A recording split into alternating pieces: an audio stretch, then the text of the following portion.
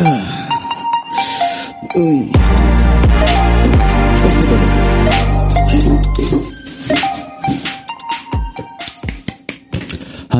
kawan semua, halo sobat semua.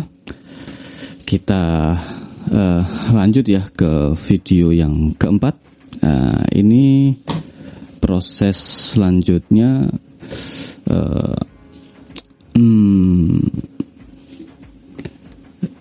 Saya teruskan di menata ruangannya ya. Yang ini mulai saya pikirkan di plafon. Di plafon ini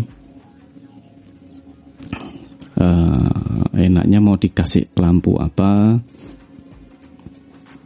mau diberi aksesoris apa aja di scene-nya. Kebetulan ini ada proyektor, ada di proyektor situ, tinggal sama ya metodenya, tinggal kita link di file Blender yang lain. Nah, kalau ini khusus untuk lampunya saya modeling sendiri ya, modeling sederhana, mudah lah, kalian pasti bisa semua. Terus ini mungkin pakai multiplex gitu ya, terus bikin neon box, terus di pasang lampu gitu ya, LED mengkeliling boleh, pakai lampu neon juga boleh. Oke, sebentar. Kopi saya mana nih kopi? Oke, di sini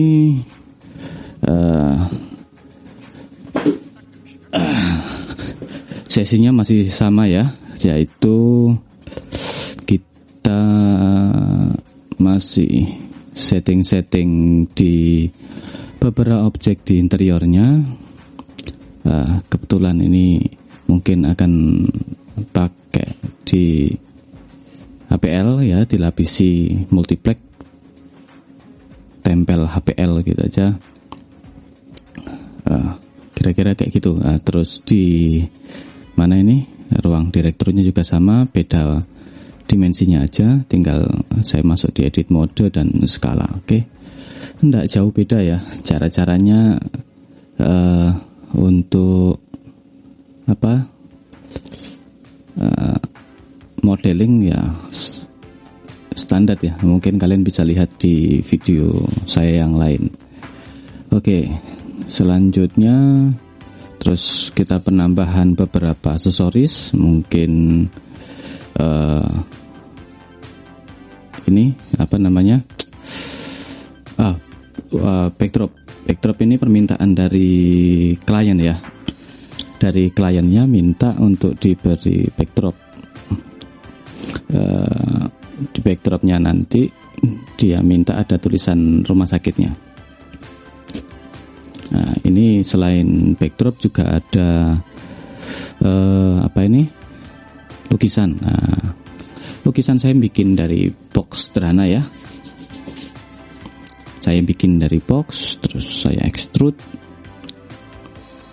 Saya extrude skala ya, standarnya di 3D model, tidak jauh berbeda. Oke ya.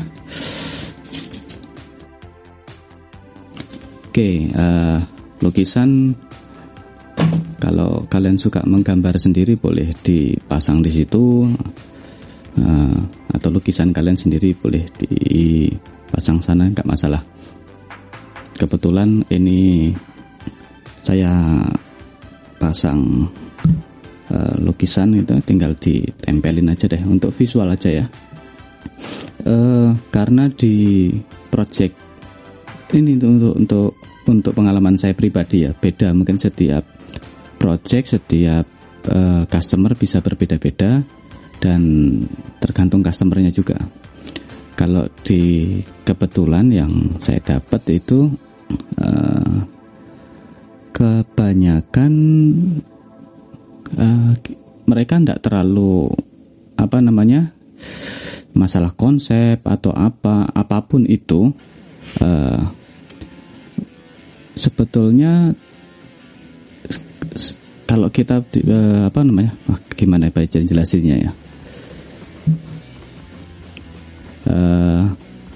Untuk jelasin konsep ya, kayak konsep itu kalau kita di kampus itu kita dijelaskan konsepnya apa bla bla bla dan seterusnya. Tapi kalau di real project kita disuruh menjelaskan suatu konsep itu mungkin hanya sekitar 5 menit, tidak lebih dari itu. Tadi pesannya hanya sekitar udah selesai.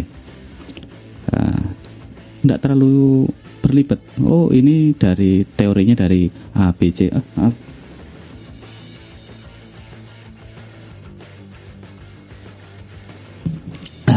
Sorry. Flu ya. Nih, tidak terlalu tidak terlalu berlibat ya biasanya. Lebih simpel.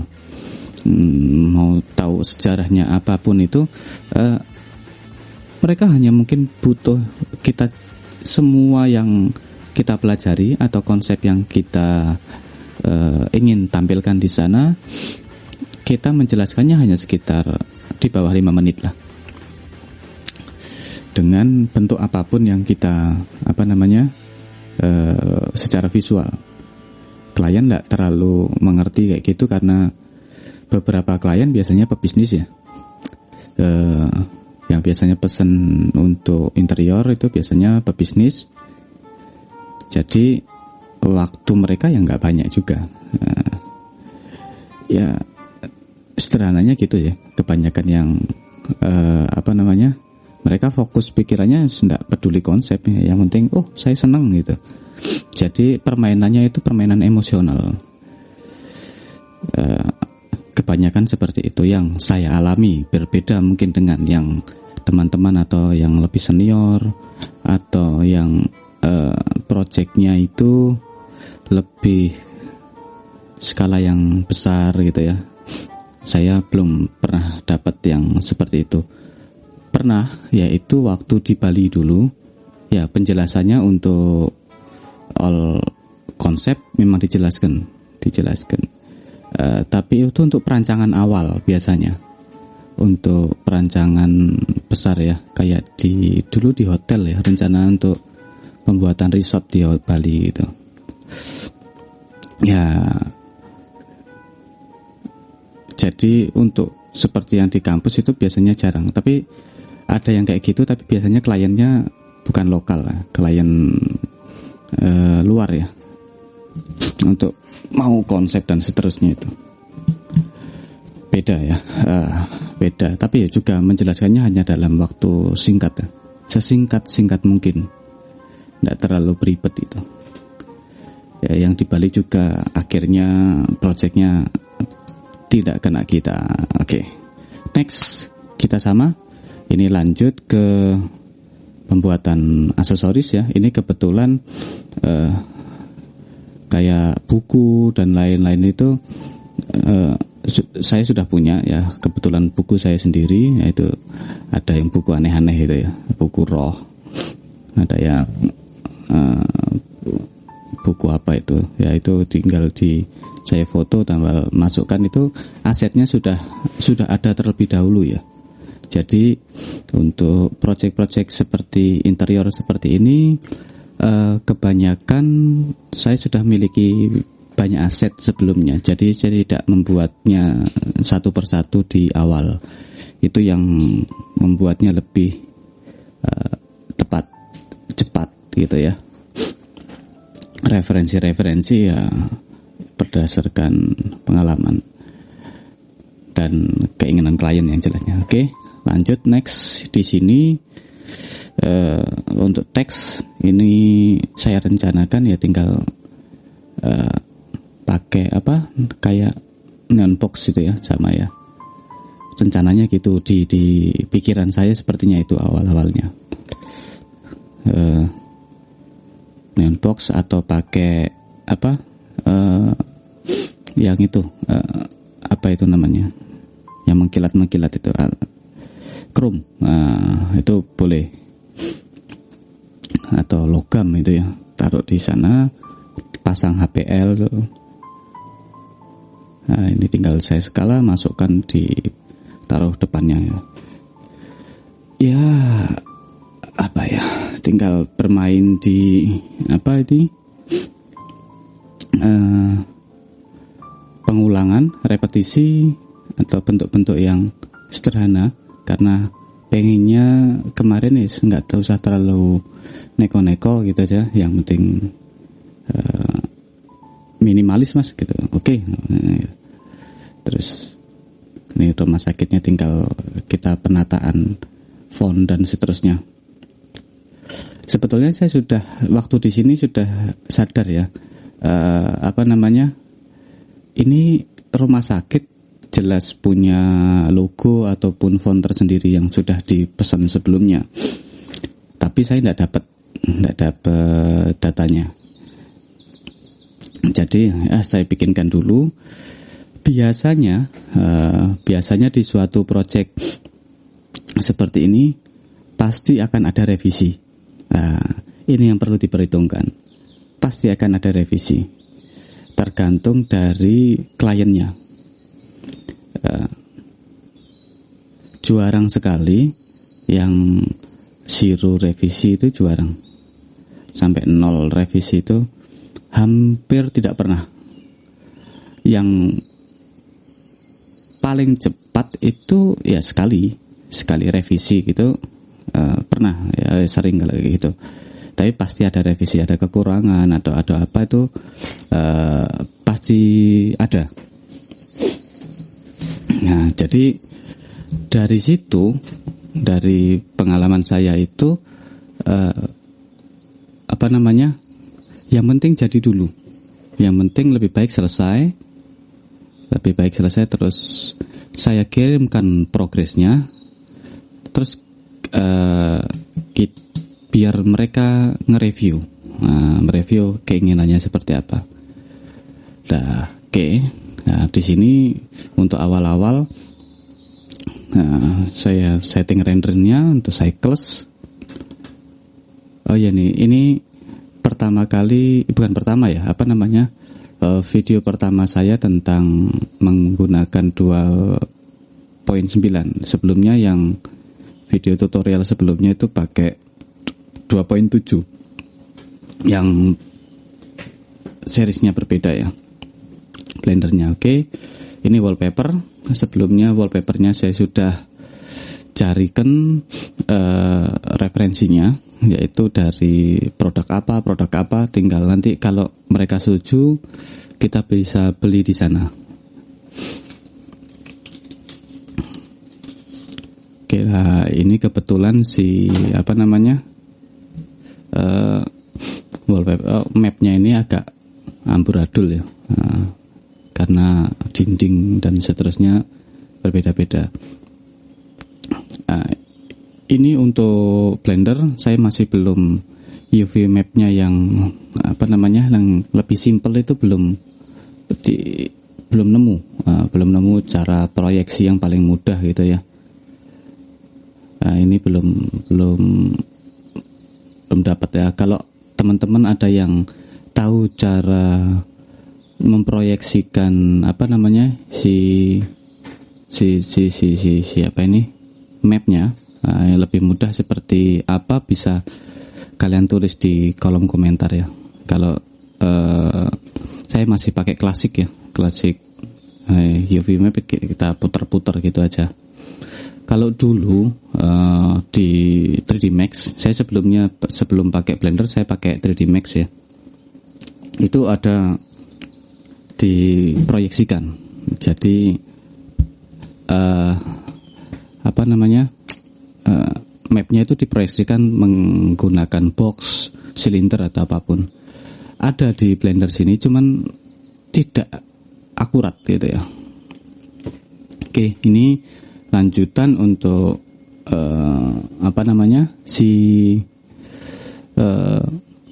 pintu gitu ya, jenis-jenis pintu saya setting material dan seterusnya.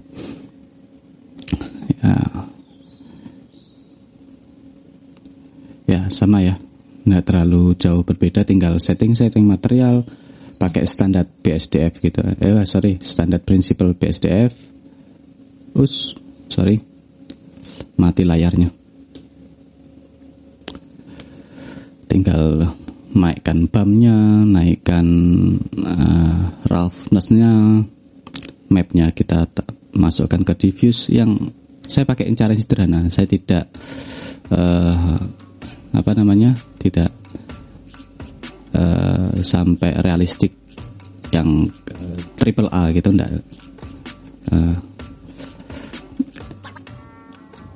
Tergantung dari project ya.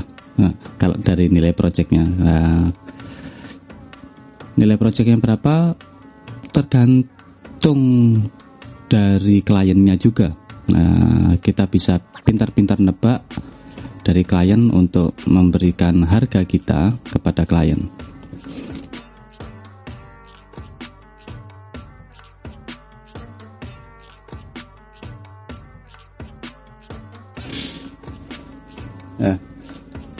Itu hal-hal kayak gitu itu biasanya tidak dipelajari di sekolah. Kalau ada ya bagus ya. Tapi yang dulu saya dapat di kampus, saya tidak mendapatkan itu. Bagaimana kita memproyeksikan harga kepada klien A, ini harganya berapa? Nah, klien B ini harganya berapa? Itu setiap klien bisa berbeda-beda. Walaupun kita sudah punya standarnya ya, per meternya berapa itu sudah ada, tapi nilai optimalnya itu selain dari bentuk desain, bukan bentuk desain ya, selain dari pemikiran seberapa sulit proyek ini akan dikerjakan, estimasi pengerjaannya berapa lama, harga barang-barangnya berapa, dan seterusnya itu. Jadi itu yang jadi pertimbangan juga. Jadi ya bahasanya ya jam terbang gitu aja ya. Nanti kalau ada pertanyaan bisa tulis di kolom komentar. Kalau mau cari-cari standar per meternya berapa, banyak ya. Ada yang mulai dari 50.000, 75.000 per meter sampai jutaan ada per meternya. Jadi tergantung dari kitanya sendiri. Oke, selanjutnya di sini saya pasang lampu. Nah, kebetulan saya senang utak-atik rendering dulu. Nah, itu yang resikonya cuma satu, komputer terbakar gitu aja. Nah, itu juga diperhitungkan supaya kesehatan komputer dan dari nilai projectnya itu bisa seimbang ya, bisa tetap profit, dan kita harus estimasi kekuatan komputernya itu bisa bertahan berapa lama, komputernya drafter itu berapa lama, komputer rendering berapa lama, dan seterusnya. Itu hitungannya panjang deh. Mending kira-kira aja nggak apa-apa. Nah, yang penting disimpan beberapa untuk aset ya, aset untuk pembelian kembali gitu. Oke, di sini beberapa objek itu collectionnya saya hidden supaya lebih ringan ya. Terus ini saya buka jendelanya untuk lighting, untuk ada karpet dan seterusnya. Tinggal saya nanti akan tes render. Oke, lanjutnya yaitu ini ada pembatas dinding ya dengan lantai.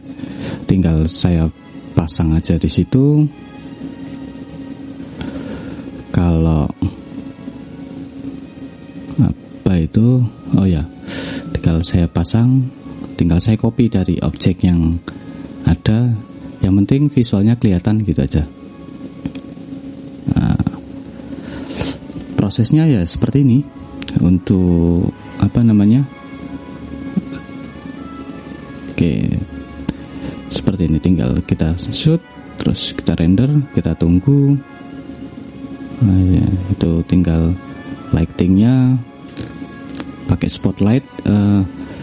Paling bagus sebetulnya kita pakai IES ya, tapi berat, settingnya lama, jadi ya saya cari yang optimal aja.